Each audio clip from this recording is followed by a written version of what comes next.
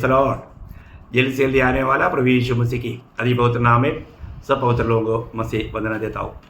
प्रभु के बड़ी अनुग्रह से प्रभु ने और भी एक दिन हमें दान दिया और आज इस रीति में आपके साथ प्रभु के वचन को लेकर वचन बांटने के लिए प्रभु ने हमें मौका दिया। हम लोग प्रभु का वचन को पढ़ना सीखना ये कितना अच्छा बात है। इस जीवन में आनंद जीवन का बातें सुनना, उसको जानना और उसको अपने जीवन में अपनाना हर एक पवित्र लोगों का कर्तव्य है।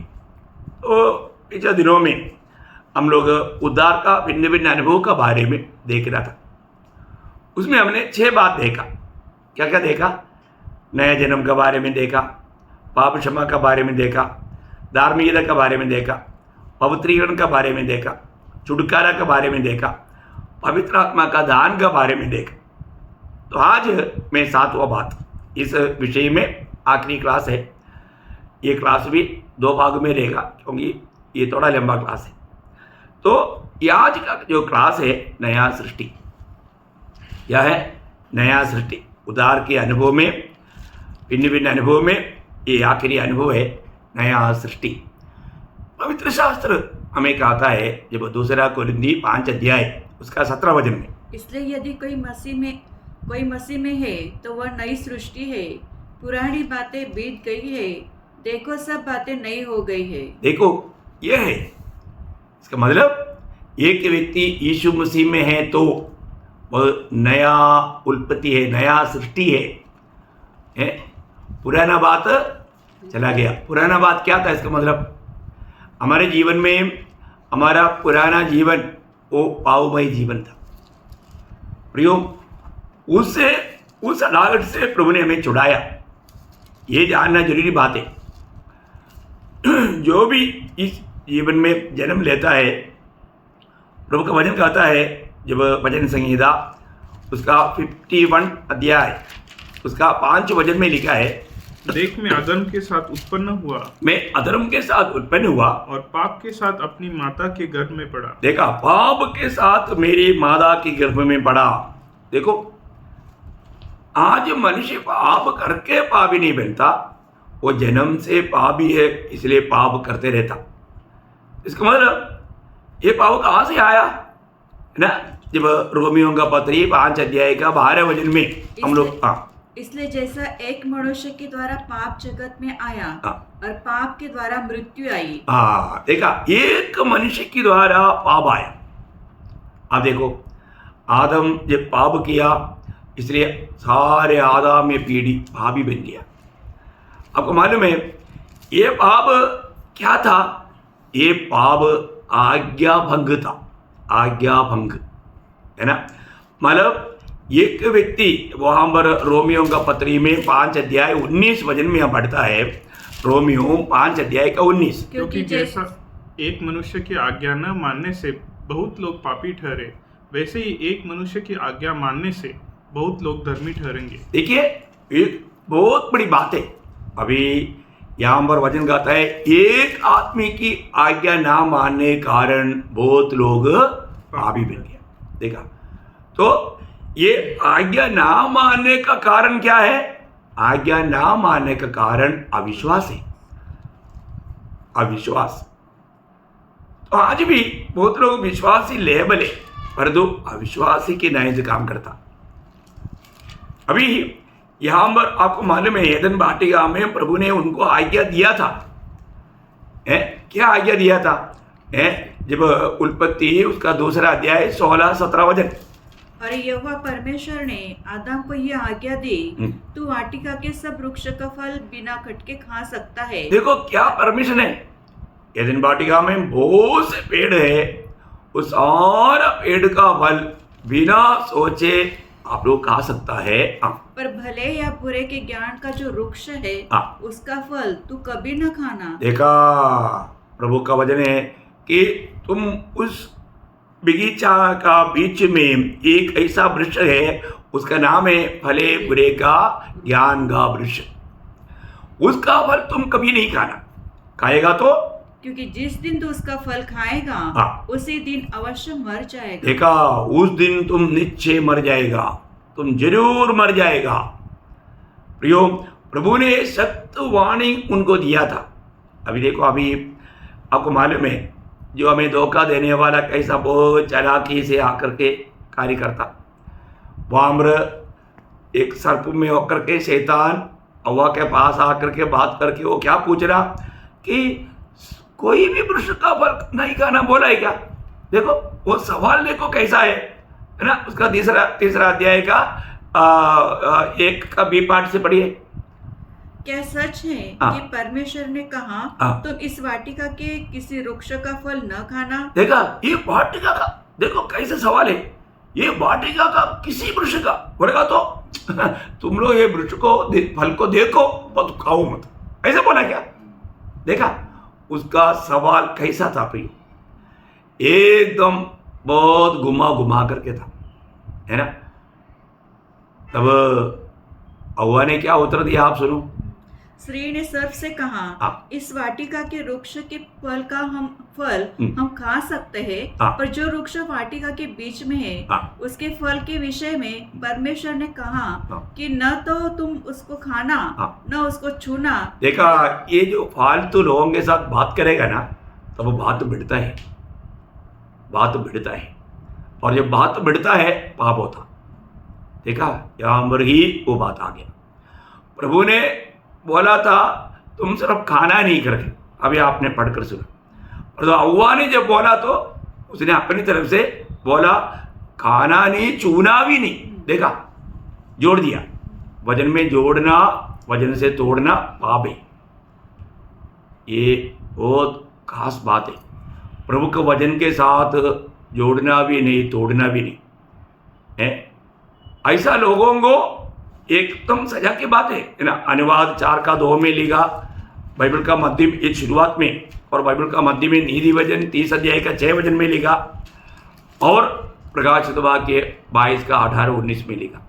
तीनों शुरू में, मध्य में, आखिर में उड़ा कर कहा हुआ बात है ना। उसका 30 का 6, नीति वचन 30 का 6 थोड़ा पढ़ना।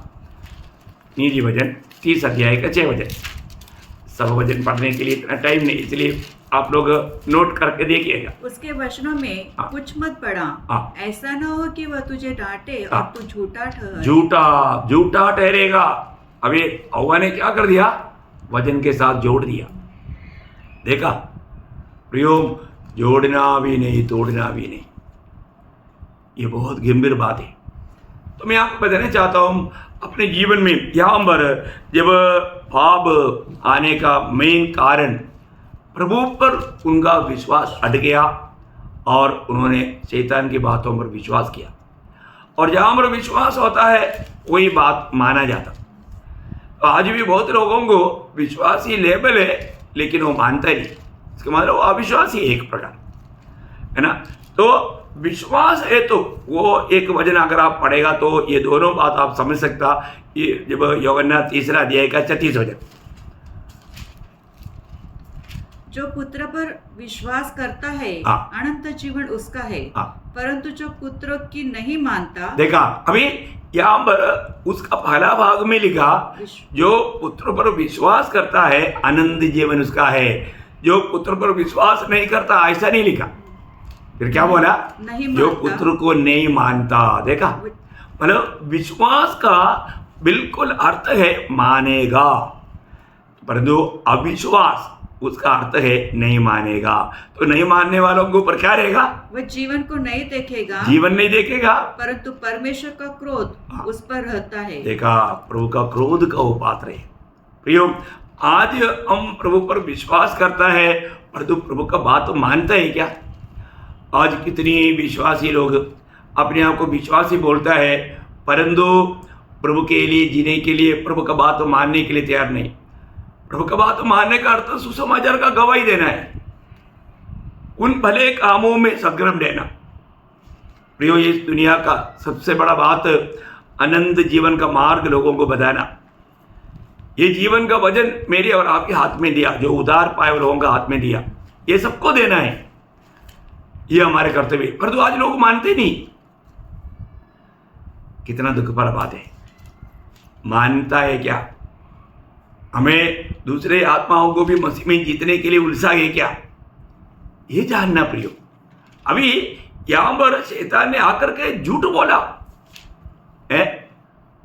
वो बोला अगर उस फल का पेड़ का फल खाएगा तो है तुम मर जाएगा करके प्रभु ने बोला।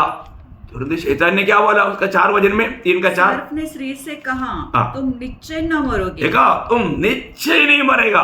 ओह देखा है निश्चय नहीं मरेगा। साथ में क्या बोला उनको बहकाने के लिए वो बोला जब तुम खाएगा ना तुम्हारा अवस्था बदल जाएगा, तुम प्रभु के जैसा बन जाएगा। देखो पढ़िए आगे। वरन परमेश्वर आप जानता है हाँ। कि जिस दिन उसका फल खाओगे हाँ। उसी दिन हाँ। तुम्हारी आंखें खुल जाएगी हाँ। और तुम भले बुरे का ज्ञान पाकर हाँ। परमेश्वर के तुल्य हो जाओगे। देखो जिसको मानता है उसके जैसा बनेगा। शैतान का बात माना तो शैतान के जैसा बन गया। देखो कितना बड़ा गिरावट आया है, वो भी दोषी बन गया। प्रियो शैतान का काम झूठ बोलना, झूठ। उसका झूठ लोगों को झूठ नहीं लगेगा, वो उसको सत्य लेगा। शैतान के बारे में इसलिए यीशु मसीह ने यूहन्ना 8 अध्याय का 44 वचन में बोला वो आदि से झूठ बोलता, वो झूठ बोलने वाला और उसका पिता है बोला।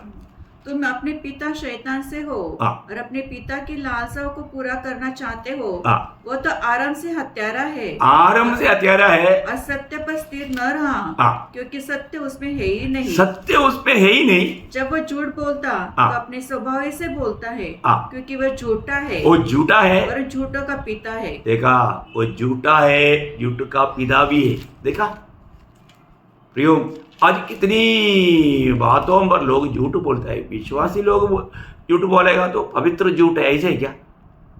ऐसा है नहीं प्रियो, झूठ झूठी है। बाइबल का सबसे पहला जो मनुष्य की तरफ से मतलब आया हुआ भयंकर धोखा इस झूठ में था, और आखिरी पाप भी झूठ कहा गया। आपको मैं इससे पहले भी संदेश में बताया, आपको याद होगा प्रकाशित वाक्य 22 का 15 में लिखा है पर कुत्ते और टोनों और व्यभिचारी और हत्यारों और मूर्ति पूजक और हर एक झूठ का चाहने वाला, हर एक झूठ का चाहने वाला और गढ़ने वाला बाहर रहेगा। देखा झूठ का चाहने वाला और झूठ बनाने वाला वो प्रभु के राज्य से बाहर रहेगा तो अनंताग में। अनंताग उनका भाग है। वो बात उसका 21 का 8 में लिखा, प्रकटीकरण 21 अध्याय उसका 8 वचन में ये आखिरी पाप के रूप में लिखा है उसमें। परंतु डरपोकों और अविश्वासियों और घिनौनों और हत्यारों और व्यभिचारी और टोनों और मूर्ति पूजकों और सब झूठ का भाग उस झील में मिलेगा जो आग और गंधक से जलती रहती है। ये दूसरी मृत्यु है। ओ कितना भयंकर बात है प्रियो। बोलेगा तो उस दूसरा मृत्यु के अनुभव में जाने वाला फिर कभी भी परमेश्वर के साथ कभी भी संबंध नहीं कर सकता, हमेशा हमेशा के लिए वो अलग हो जाता। कितना दुखदायी बात है। तो इस जीवन में हम उस पाव में जीने वाला अनुभव में हमें सुसमाचार सुनने का जब मौका मिलता है तो हमारे कर्तव्य है हम उस पर विश्वास करना। क्या है सुसमाचार? प्रेरित पौलुस का शब्द में बोलेगा तो 2 तिमोथी 2 अध्याय का 8 वचन। यीशु मसीह को स्मरण रख जो दाऊद के वंश से हुआ और मरे हुओं में से जी उठा, और ये मेरे सुसमाचार के अनुसार है। देखा ये है मेरा सुसमाचार, यीशु मसीह को स्मरण रखना। हम सुसमाचार देता है तो उनको यीशु मसीह को देता, और जो यीशु मसीह को स्वीकारेगा वो मसीह में आ गया और मसीह उसमें आ गया। यह परमेश्वर का व्यवस्था है ना प्रियो। अगर हम प्रभु यीशु मसीह पर विश्वास नहीं किया, यीशु मसीह पर ही क्यों विश्वास करना चाहिए? क्योंकि वही एकमात्र उद्धार करता है, वही नाम से हमें पाप क्षमा है। प्रभु यीशु मसीह के नाम आपको सबको मालूम है। यीशु मसीह के जन्म का समय में भी दूत ने जो संदेश दिया मत्ती 1 अध्याय का 21 वचन में, उसका नाम तो यीशु रखना। क्यों यीशु रखना? क्योंकि वह अपने लोगों को उनके पापों से उद्धार करेगा। देखा प्रभु यीशु मसीह के नाम पर विश्वास किया हुआ एक व्यक्ति को पाप क्षमा का अनुभव मिलता, उसका जीवन बदल जाता। आज हमें ये बात को जानना है, आज मैं मसीह में एक नया सृष्टि हुआ है कि नहीं, मेरे जीवन बदला है कि नहीं। जब से प्यारा यीशु आया मेरे जीवन बदल गया करके हम सच्चा गवाही दे पाएंगे क्या? है ना? हर एक पवित्र लोग ये बात को परखना चाहिए। तो हम वचन में देखता है कि मानव कुल टोटली दो आदम में, दो व्यक्ति में, दो मनुष्य में, दोनों मनुष्य को आदम बोलता। आदम एक आदम मानव जाति का दोनों रूप का स्रोत है। जो भी पहला आदम जो है उस आदम में पूरा मानव जाति है ना। ये दुनिया में जो भी जन्म लेता है हम सब उस पहला आदम में था। आप पहला कुरिन्थी 15 अध्याय उसका 45 वचन। ऐसा लिखा भी है कि प्रथम मनुष्य अर्थात आदम जीवित प्राणी बना और अंतिम आदम जीवनदायक आत्मा बना। देखा, प्रथम आदम और अंतिम आदम। प्रथम आदम में जो भी है उनकी अवस्था क्या मालूम है? उसी 15 अध्याय का 22 वचन पर। और जैसे आदम में सब मरते हैं। देखा, इस प्रथम आदम में जन्म लिया वो व्यक्ति शरीर से जन्मा है और वो मरेगा, आनंद आग में जाएगा क्योंकि वो पाप में जन्मा। परंतु अगर हम आखिरी आदम में आया तो वो हमें आनंद जीवन देगा। इसी जीवन में रह करके आनंद जीवन पा करके हम प्रभु में होकर प्रभु का महिमा करके जीवन बिता सकता। कितना अनोखा बात है। हमने इस वचनों को बहुत आचार्य रीति में हमने कई बार सुना है कि पिता ने जगत से इतना बड़ा प्रेम किया, अपने एकलौता पुत्र दिया। किस लिए दिया? ताकि जो कोई उस पर विश्वास करे वो नष्ट न हो, वो नष्ट नहीं हो। क्योंकि पाप का मजदूरी मृत्यु है, वो मृत्यु में ना जाए, आनंद जीवन पाए, आनंद जीवन पाए। आज वो आनंद जीवन आपने पाया है कि नहीं? कई लोग सोचते हैं कि ये मरने के बाद मिलने वाला बात है। नहीं नहीं नहीं नहीं, यूहन्ना 5:24 अगर आप पढ़ेगा ना आपको वहां पर क्लियर मालूम पड़ता आप प्रवेश कर चुका है, आनंद जीवन पा चुका है। आप पढ़िए। मैं तुमसे सच सच कहता हूँ, जो मेरा वचन सुनकर मेरे भेजने वाले पर विश्वास करता है अनंत जीवन उसका है और उस पर दंडक की आज्ञा नहीं होती। उसके ऊपर दंड की आज्ञा नहीं होती बोलने का अर्थ उसको नरक सजा नहीं। हम प्रभु यीशु मसीह में आ गया है तो उसको दंड की आज्ञा या आनंद काल का नरक का सजा नहीं। प्रियो, ये बहुत बड़ी अनुग्रह है, ये बहुत बड़ी प्रभु का कृपा है कि हम मसीह में आ जाता। मसीह में आना इतना सरल बात नहीं। मैं पिछले कई क्लास में आपको मैंने बताया, जब तक पिता खींच ना ले, वही यूहन्ना 6:44 में 44 में प्रभु कहता है, क्योंकि मेरे पास नहीं आ सकता जब तक पिता जिसने मुझे भेजा है उसे खींच न ले। देखा, पिता खींच करके पुत्र के पास लाएगा और पुत्र के पास अगर आ गया तो यीशु मसीह वही 6 अध्याय का 37 में क्या बोला? जो कुछ पिता मुझे देता है वह सब मेरे पास आएगा और जो कोई मेरे पास आएगा उसे मैं कभी ना निकालूंगा। देखा कितना अच्छा वायदा है पियो। पिता पुत्र को देने वालों में पिता मैं इसको नहीं चाहता, ऐसा यीशु मसीह कभी नहीं बोलेगा। यीशु मसीह बोलता है जिसको भी पिता ने मुझे दिया मैं उसको कभी नहीं छोड़ेगा। कितना बड़ी बात है। तो पिता की ओर से हम पुत्र के पास आता, पुत्र के पास आया हुआ लोगों को पुत्र कभी नहीं छोड़ता। तो इसलिए आज हमको ये बात को जानना है कि मैं प्रभु यीशु मसीह के पास आकर के मैंने प्रभु यीशु मसीह को अपनाया है कि नहीं, मैंने प्रभु यीशु मसीह को मेरा दिल दिया है कि नहीं, ये जानना बहुत जरूरी बात है। आज भी शैतान का झूठ पर लोग विश्वास करते। कितने लोग इस प्रकार का धोखे में, वो लोग बोलते हैं हम जन्म से मसीह है। ऐसे एक मतलब बात तो बाइबल नहीं कहता प्रियो। हाँ, जरूर आप एक क्रिस्ती कुटुंब में जन्म हुआ होगा, आपका एक क्रिस्ती नाम हो सकता, आप शायद चर्च में जाता होगा, आपको वहाँ का हर एक बातों में आप शामिल होता होगा, लेकिन आपका उदार या नया जन्म हुआ है कि नहीं, आप मसीह में हुआ है कि नहीं, ये जानना प्रियो। ये कोई धर्म का कर्मों से होने वाला बात नहीं, ये सुसमाचार सुन करके विश्वास करके मसीह में आने वाला बात है। नहीं तो शैतान का धोखे में पड़ेगा। ये बात जानना है ना। कई बार लोग बोलते हैं ना कि हमारे बचपन में ही बपतिस्मा हो गया।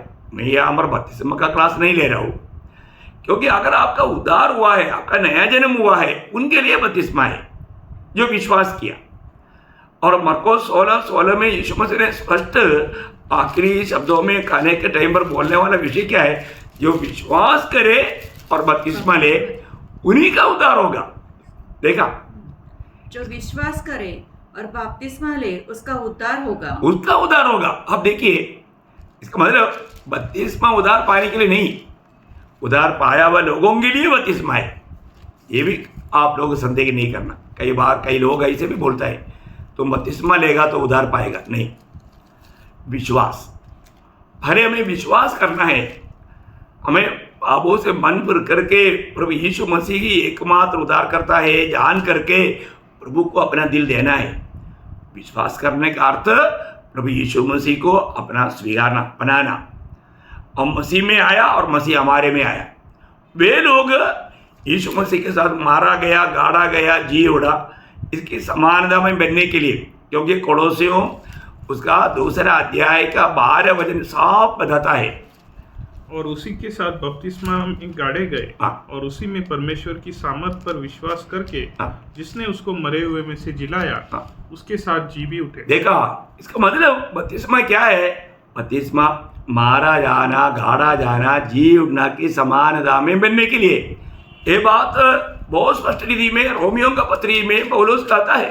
रोमियो का पत्री 6 अध्याय का 3-4 वचन। क्या तुम नहीं जानते कि हम सब जिन्होंने मसीह का बपतिस्मा लिया उसकी मृत्यु के बपतिस्मा लिया, अतः उस मृत्यु के बपतिस्मा पाने से हम उसके साथ गाड़े गए, ताकि जैसे मसीह पिता की महिमा के द्वारा मरे हुए में से जिलाया गया, वैसे ही हम भी नए जीवन की सी चाल चले। देखा, इसका मतलब क्या है प्रियो? हम बपतिस्मा में प्रभु यीशु मसीह के साथ मर गया, गाड़ा गया और जी उड़ा, उसका समानता में बनने के बाद फिर हमारा जीवन एक नया तरीके का जीवन है। हम एक नया सृष्टि बन गया, पुराना खत्म हो गया, है ना। ये बहुत गंभीर बात है। मतलब एक संत व्यक्ति है, सन फ्रांसिस व्यक्ति, आप लोगों ने उसके बारे में सुना होगा। वो बहुत गलत रीति में जीवन बिताता था, शराब पीकर बहुत गलत कामों में चलता था। पर तो उसका माँ उसके लिए प्रार्थना करते थे। वो एक दिन प्रभु यीशु में विश्वास करके उद्धार पाया। उद्धार पाने के बाद में वो जाने के मार्ग में उनके पुराने दोस्त लोग उनको ताली बजा करके, हे अगस्टिन, हे अगस्टिन, उन्होंने उनको बुलाया। लेकिन उन्होंने बोला, आप लोग जो जानता था वो अगस्टिन कल खत्म हो गया, एक नया अगस्टिन बोला। तो फिर वो पुराना दोस्ती में, दुनियादारी में, दुनिया का मोह में, पाप के मार्ग पर नहीं गया। प्रयोग, एक व्यक्ति एक नया सृष्टि बना, उसका अर्थ बिल्कुल वो दुनिया से अलग हो गया, दुनिया का रीति रिवाज से अलग हो गया। ये अनुभव हमारे है कि नहीं, ये बात को हमें जानना है ना। तो एक व्यक्ति जब प्रभु यीशु मसीह में हो जाता, वो एक नया सृष्टि बन जाता। अपने को एक सच्चा गवाही चाहिए अपने घर में, अपन जहाँ पर भी काम करता है उस ऑफिस में, है ना, अपने आस पड़ोस में, उन लोगों के बीच में सब हमें एक बहुत बड़ा गवाही चाहिए। वो गवाही, उस गवाही बहुत लोगों को मसीह में लाएगा। एक समरिया स्त्री का गवाही सारे समरिया लोगों को यीशु मसीह के पास लाया। ऐसा अपना गवाही बहुत से लोग प्रभु के पास आने का कारण बनेगा। आज भी हमें पढ़कर देखना है, हमें मसीह में आ गया तो मेरे गवाही के कारण कोई एक भी व्यक्ति प्रभु के पास आया है क्या? मैं आपको बहुत खुशी से बोल सकता हूँ, मेरे जीवन की गवाही, मेरे साथ रहने वाला, मेरे साथ काम करने वाला बहुत से लोग प्रभु में आया। मेरे देश के लोग, केरला में मेरे घर के बंधु लोग, मेरे घर के लोग, मेरे बंधु लोगों में, पड़ोसी लोगों में कई लोग प्रभु में आया। ये सच्ची बात है प्रियो। हम प्रभु में एक नया सृष्टि हुआ है तो हमारे जीवन का गवाही से और लोग भी प्रभु में आएगा। अभी यहाँ पर एक खास बात पौलुस गलातिया मंडली को बोलता है, दुनिया का कोई बात नहीं प्रभु का सामने विषय। गलातियों 6 अध्याय का 15 वचन, क्योंकि न खतना और न खतना रहित कुछ है, परंतु नई सृष्टि। नया सृष्टि। दुनिया का रीति का कुछ कार्यों से हम कभी धर्मी नहीं बनता, प्रभु का संतान नहीं बनता, हमारा उद्धार नहीं होता। प्रभु यीशु पर विश्वास करने के द्वारा हमें मिलने वाला ये अनोखा अनुभव हमें प्राप्त करना जरूरी बात है। ऐसा अनुभव किया हुआ लोगों का बारे में प्रभु का वचन कहने वाला शब्द बहुत अनोखा है ना। जब गलातियों का पत्री उसका 3 अध्याय उसका 26 से 28 वचन पढ़ना। क्योंकि तुम सब उस विश्वास के द्वारा, तुम सब उस विश्वास के द्वारा जो मसीह यीशु पर है, परमेश्वर की संतान हो। देखिए, जो भी प्रभु यीशु पर विश्वास किया वे सब लोग परमेश्वर का संतान हुआ। देखा वो बात हम यूहन्ना 1:12 में भी पढ़ता है ना। मतलब जिन्होंने प्रभु यीशु पर विश्वास किया उनको सबको परमेश्वर का संतान होने का प्रभु ने अधिकार दिया। अब यही बात गलातिया मंडली को भी पौलुस समझा रहा है कि जितने भी लोगों ने, उसमें आधा लोगों को नहीं, 80% 90% नहीं, सबको परमेश्वर का संतान होकर के प्रभु ने ग्रहण किया। और आगे 27, और तुम में से जितनों ने मसीह में बपतिस्मा लिया है, उन्होंने मसीह को पहन लिया है। देखा, इसका मतलब क्या है कि जो भी लोग विश्वास करके बपतिस्मा पाया उन्होंने मसीह को धारण किया। देखा, यीशु मसीह को धारण करना। यहाँ पर रुक करके एक वचन एफेसियों 4:24 वो बहुत सुंदर वचन है, इसके साथ हमें और नए मनुष्यत्व को पहन लो, जो परमेश्वर के अनुरूप सत्य की धार्मिकता और पवित्रता में सृजा गया है। देखा, उस नया मनुष्यत्व को पहन लो। नया मनुष्यत्व बोलेगा तो प्रभु यीशु मसीह, यीशु मसीह को ही पहन लो। तो बपतिस्मा लिया हुआ लोगों ने किसको पहना? मसीह को पहना, मसीह को पहना। अभी इस रीति में प्रभु में आया हुआ लोगों का बारे में कहने वाला वो कोई भी हो, कौन सा देश का हो, कौन सा भाषा का हो, कौन सा जात का हो, उसमें कोई फर्क नहीं। वहां पर उसका 28 वचन में गलातियों 3:28, अब न कोई यहूदी रहा, अभी यहूदी नहीं रहा, और न यूनानी। यूनानी बोलेगा तो अन्य जाति के लोग, मतलब यहूदियों के बाहर जो भी है सब यूनानी है। तो यहाँ पर प्रभु का दास कहता है अभी या कोई यहूदी रहा या यूनानी रहा, न कोई दास या कोई दास, न स्वतंत्र, न कोई नर न नारी, क्योंकि तुम सब मसीह यीशु में एक हो। देखा, तुम सब मसीह यीशु में एक हो। कितना अनोखा बात है प्रिय, है ना।